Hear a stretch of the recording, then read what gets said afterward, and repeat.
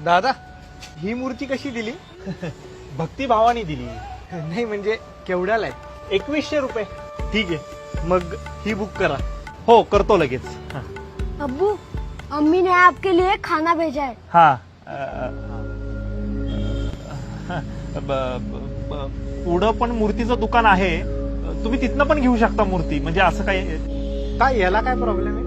म्हणजे इथनं मूर्ती घेतली तर चालेल ना तुम्हाला? हो का? नाही पण गणपती रंगवताना तुझ्या मनात चांगलेच भाव होते ना? हो कायमच असतात. माझे अब्बू सुद्धा हेच काम करायचे. माझे बाबा म्हणतात आपण साखर व्हावं, जी शेवयाची खीर सुद्धा गोड करते आणि शिरखुर्मा सुद्धा. आपण वीट व्हावं, जी मंदिर सुद्धा उभारते आणि मस्जिद सुद्धा. आपण फूल व्हावं, जे हारात सुद्धा वापरलं जातं आणि चादरीत सुद्धा. द्या ही मूर्ती. गणपती बाप्पा मोरया. नमस्कार मित्रांनो, मी अथर्व सुदामे. काल मी एक माझ्या सोशल मीडिया प्लॅटफॉर्मवर व्हिडिओ टाकली होती आणि ती मी ऑलरेडी दुपारीच डिलीट केलेली आहे. पण बरेच लोक नाराज झाली, त्यांना ती व्हिडिओ आवडली नाहीये. तर माझा अजिबातच असा उद्देश नव्हता की कोणाला दुखवायचं किंवा कोणाच्या भावना दुखवायच्या.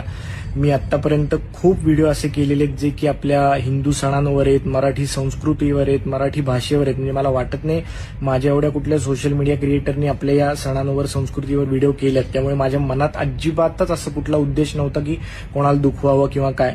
पण तरी जर तुम्ही दुखावला असाल तर मी माफी मागतो आणि आतापर्यंत तुम्ही माझ्यावर जसं प्रेम केलंय तसंच कायम ठेवा. धन्यवाद.